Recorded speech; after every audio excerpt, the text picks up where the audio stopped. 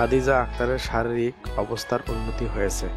গত বুধবার life support ছাড়া কিছুক্ষণের জন্য শ্বাস প্রশ্বাস নিতে পেরেছেন তিনি।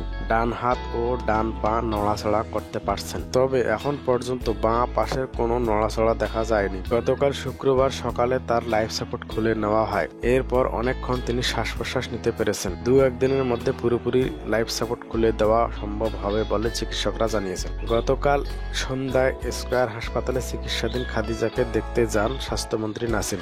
এই সময় স্বাস্থ্যমন্ত্রী বলেন, ক্রিটিক্যাল পরিস্থিতি থেকে এখন উন্নতি হয়েছে খাদিজার, এজন্য চিকিৎসকদের ধন্যবাদ জানাই। দেশেই খাদিজার চিকিৎসা সম্ভব। যদি প্রয়োজন হয় এবং চিকিৎসকরা পরামর্শ দেন, তখন বিদেশে নিয়ে চিকিৎসা করানোর বিষয়টা বিবেচনা করা হবে। নার্গিসের চিকিৎসার সব খরচ বহন করবে সরকার। গত 3 অক্টোবর ছাত্রলীগ নেতা বদরুলের হামলায় আহত হন খাদিজা আক্তার নার্গিস। পরে তাকে উদ্ধার করে সিলেট ওসমানী মেডিকেল কলেজ হাসপাতালে নেওয়া হয়। সেখানে অবস্থার অবনতি হলে 4 অক্টোবর ভোরে রাজধানী স্কয়ার হাসপাতালে আনা হয়।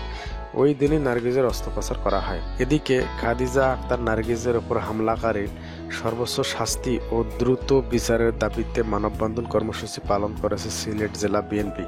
গতকাল দুপুরে নগরের কোর্ট পয়েন্টে এই কর্মসূচি পালন করা হয়।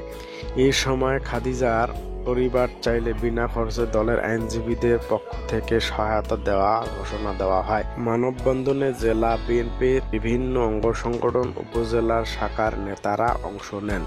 মানববন্ধনে বক্তারা বলেন, খাদিজার পরিবার অনুমতি দিলে জাতীয়তাবাদী আইনজীবী ফোরাম এই মামলার খরচ পরিচালনা করতে চায়। বক্তারা বলেন, বদরুলের মতো কুলাঙ্গার আমাদের এলাকায় বলে আমরা লজ্জিত।